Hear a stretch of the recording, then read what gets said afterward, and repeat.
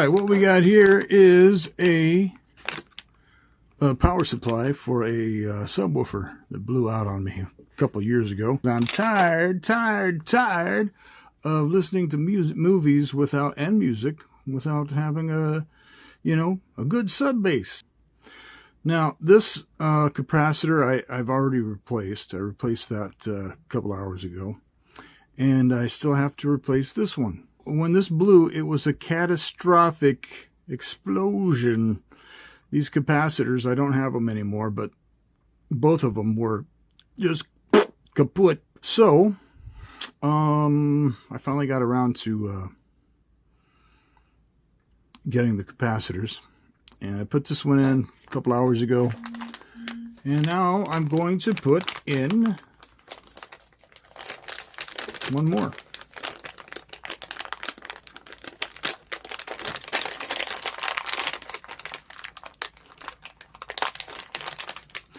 So let's see here, the negative, you can see where the negative goes. Well, maybe you can't, and I apologize.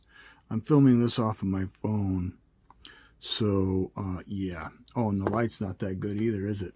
What in the tarnation? You know, I sound more and more like my grandpa every single day.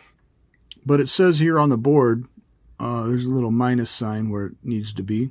And I probably need to clean up that little hole. Do I? Hang on a second. Yeah, I need to clean that up just a tad. And you might hear my air conditioner kick on. Man, I tell you what, it's only, what is it? Almost March. It's at the end of February now. And I'm already having to... let me just cut this off. Turn on the air conditioner. This is not going to work out right. So let's just, you know what might be better? Where is that thing they call a solder sucker? You ever heard of a solder sucker? I went to one of those solder sucker places once. It was going great until some lady started pouring hot candle wax on my private parts. What? I can't see. The lights is too bright. All I do is complain.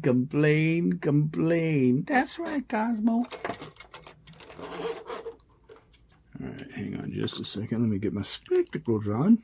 Oh, there goes the air conditioner. Oh, for crying out loud. Oh, you know what? I think I know where that solder sucker is. Now, some of you people that know how to solder know what this is. Solder suckers come in handy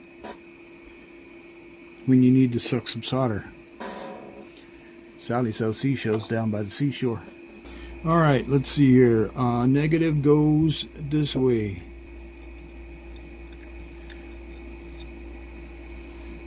And then you fold it over like that, and you fold it over like that. Make it nice and neat.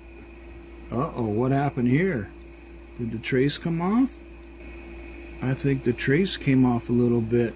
Oh my gosh. I'm just going to pretend I didn't see that. You know, if you had to, or if I had to, I've done it before, where you replace capacitors and the, I've pulled traces completely off. And what you can do is, this is negative, right? Well, you can just go ahead and attach it to here, to the negative of the other capacitor. I know that sounds crazy, but it can happen. You can do it. I did it on a studio monitor that I have, a studio speaker that is, and works great to this very day. And I'm going to apply a little bit of this here. It's rosin flux. You got to always have some rosin flux handy, you know? That's what she said. That way the solder flows. All right, let's see here if I can do this. If I can do this just right. I'll put a little bit of that on there too. Now I can't see what the hell I'm doing. There we go. That's a pretty good one. At least it's good enough for the girls I date. Chop this off.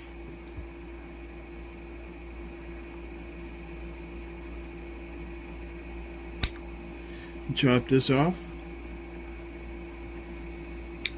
Okay, so the capacitor is in. Okay, so here is the other part of the doohickey. Technically, it's known as a thingamajig. These need to be connected to that, but this is just going to be a test. You know what I'm? Are you smelling what I'm stepping in? That's what I'm trying to say. Okay, boys and girls, this is the test. Disgusting.